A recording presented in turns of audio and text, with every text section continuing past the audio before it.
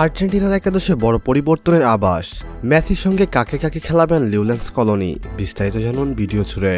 Copa আমেরিকায় কানাডার বিপক্ষে সেমিফাইনালে আর্জেন্টিনা দল নির্বাচন দ্বন্দ্বে পড়েছেন কোচ লিওনেল স্কলোনি। কোপার সেমিফাইনালের লাইন আপে বড় পরিবর্তনের কথা ভাবছেন আর্জেন্টিনার এই প্রধান কোচ। বিষয়টি নিশ্চিত করেছেন আর্জেন্টাইন সংবাদ মাধ্যম টিওয়াইসি স্পোর্ট। এর আগে লিওনেল মেসি ও আনহেল ডি মারিয়াকে একসঙ্গে না খেলানোর সিদ্ধান্ত নিয়েছিলেন আর্জেন্টিনার কোচিং স্টাফরা। তবে সিদ্ধান্তর বদলে সেমিফাইনালে কানাডার বিপক্ষে হয়তো দুজনকে মাঠে নামাতে পারেন বর্তমান চ্যাম্পিয়নরা। নিউ জার্সির ম্যাটলাইফ স্টেডিয়ামে আগামী বুধবার সকালে মাঠে নামবে আর্জেন্টিনা। এই ম্যাচকে সামনে রেখে দলের ফরমেশন ও কৌশল নিয়ে নতুন কথা ভাবছেন লিওনেল স্কলোনি, যেখানে দলে কিছু পরিবর্তন আনার কথাও বিবেচনা করেছেন তিনি।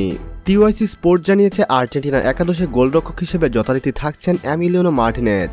গোলরক্ষকের মতো রক্ষণে কোনো পরিবর্তনের আসার সম্ভাবনা নেই। এই ম্যাচে আর্জেন্টিনার রক্ষণদুর্গ সামলান দেবেন Cristian Romero, Lisandro Martinez, Nahuel Molina ও নিউক্লিয়াস তাকফিয়াকো। মিডফিল্ডে স্কলোনি নিশ্চিতভাবে যাদের খেলাবেন তারা হলেন Rodrigo De Paul, Alexis Mac Allister ও জিওভানি লো সেলসো। অন্যদের মধ্যে আর্জেন্টিনা দলের নিউক্লাস গঞ্জালেসের জায়গায় ডি মারিয়ার একাদশে ফেরার সম্ভাবনা রয়েছে।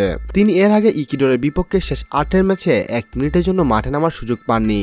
ফরওয়ার্ড লাইনে মেসি ও ডি মারিয়ার সঙ্গে দেখা যেতে পারে লাউতারো মার্টিনেজকে। এবারের কোপা আমেরিকায় সর্বোচ্চ 4 গোল করে তিনি এখন সবার উপরে।